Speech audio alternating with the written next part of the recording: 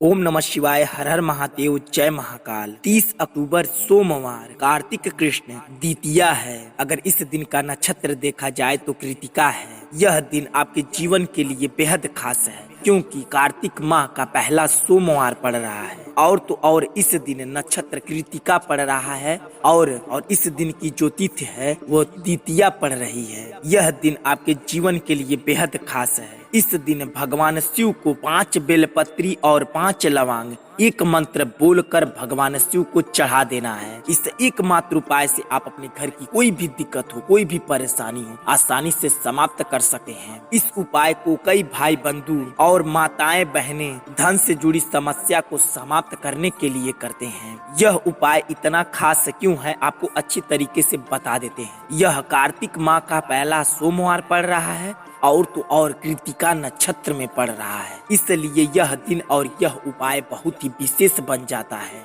चाहे आपके घर कोई भी दिक्कत हो, कोई भी परेशानी हो, कितनी बड़ी दिक्कत क्यों ना हो, चाहे आपके घर धन से जुड़ी समस्या चल रही हो, आपके घर धन आ ही नहीं रहा हो, चाहे आपके घर किसी भी व्यक्ति का नौकरी नहीं लग रही हो, या अगर आपके घर किसी का तबीयत खराब हुआ ठीक ही ना हो रहा हो, आप लाख दवा कराते कराते थक गए हो, या अगर आपके घर में कोई हानिकारक शक्ति का वास हो और आपको पता ही ना हो कि हमारे घर में कोई हानिकारक शक्ति का वास है, तो भी इन सारी समस्याओं से आप छुटकारा पा सकते हैं सिर्फ इस एकमात्र उपाय से।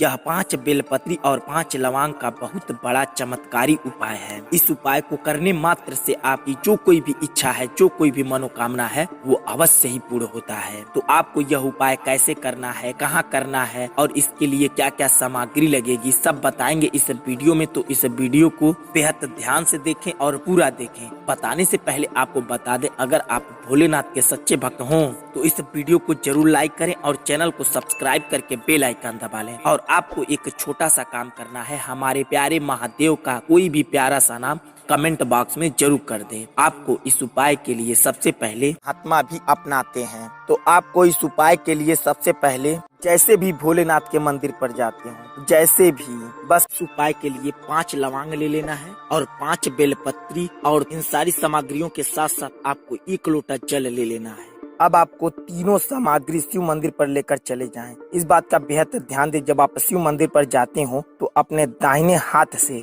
घंटी को कम से कम 3 बार बजा दें और आपको घंटी बजाते समय हर हर महादेव का नारा एक बार जरूर लगा लें। अब आपको शिवलिंग के सामने बिल्कुल बैठ जाना है। हाँ, इस बात का बेहद ध्यान दें, जब आप शिवलिंग के सामने बैठ रहे हो तो आपका मुख बिल्कुल पूरब की दिशा की ओर होना चाहिए। अब आपको 5 बेलपत्री अपने सामने रख लेना है। अब आपको 1 बेलपत्री उठाना है और अपने दोनों हाथों के बीच में रखकर हाथ जोड़कर अब आपको कम से कम 11 बार ओम नमः शिवाय का जाप करना है। और जाप करने के बाद आपको यह बेलपत्री शिवलिंग के ऊपर रख देना है। अब आपको दूसरी बेलपत्री उठाना है और अपने हाथों के बीच में रखकर 11 बार ओम नमः शिवाय का जाप करके अशोक सुंदरी की जगह रख देना है। ठीक इसी प्रकार आपको तीसरी बेलपत्री उठाना है और आपको जलधारी के बिल्कुल सीधाई पर रख देना है। अब आपको 3 लौंग ले लेना है। तीनों लौंग लेने के बाद बेलपत्री के ऊपर ओम नमः शिवाय बोलकर एक एक लौंग एक एक बेलपत्री के ऊपर रख दें।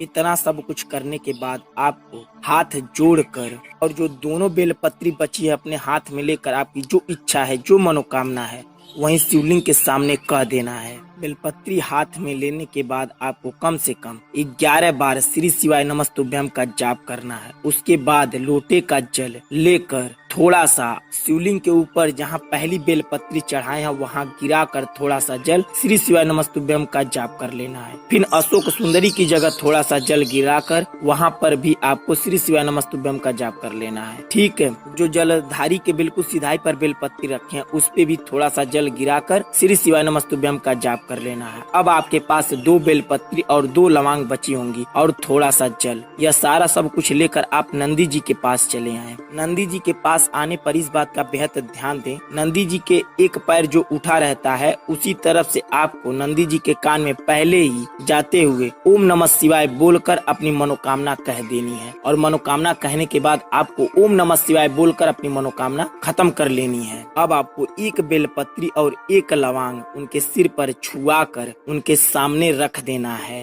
अब आप जब नंदी जी के पास से आप देखेंगे तो आपको बिल्कुल शिवलिंग दिखाई पड़ेगा। अब वहीं पर हाथ जोड़ कर आपकी जो इच्छा है, जो मनोकामना है, एक बार जरूर कह लें और थोड़ा सा जल शिवलिंग के सामने गिरा दें। अब आपको एक बेलपत्री और एक लौंग लेकर चले आना है। कोई भी पेड़ हो, जो पीपल का पेड़ हो, बरगद का पेड़ हो, जिस पेड़ का फल लगता हो पर कोई इंसान उसको ना खाता हो, ऐसे पेड़ के पास चले जाएं आप। वहां पर जाने के बाद आपको बेलपत्री वहां उस पेड़ के जड़ में रख कर जो कुछ भी आपके लोटे में जल बचा वहां पर गिरा कर ओम नमः शिवाय का जाप करके आपको चले आना है। और ठीक जैसे ही दिन डूबता है, जो लालिमा छाई रहती है वह लालिमा खत्म ना होने पाए, उसी समय आपको उसी शिव मंदिर पर चले जाना है जिस शिव मंदिर पर आप सुबह जल ढाले हैं। वहां जाने के बाद आपको शुद्ध तिल के तेल का एक दीपक जलाना है। दीपक जलाकर वहां पर दीपक का आंच लेकर अपने मुंह पर कम से कम 11 बार सेक लें। फिर उसके बाद आपको हाथ जोड़कर आपकी जो इच्छा है, जो मनोकामना है, वहां शिवलिंग के सामने कह दें। इतना करने से आपका यह उपाय पूर्ण होगा। अगर आपको यह वीडियो और उपाय समझ में आ गया हो तो कमेंट बॉक्स में श्री शिवाय नमस्तुभ्यम जरूर लिखें। अगर नहीं समझ में आया हो तो कमेंट बॉक्स में पूछ सकते हैं, हम आपको वहाँ भी बताने की पूरी कोशिश करेंगे। चलिए मिलते हैं आपसे अगली वीडियो में, तब तक के लिए श्री शिवाय नमस्तुभ्यम। हर हर महादेव।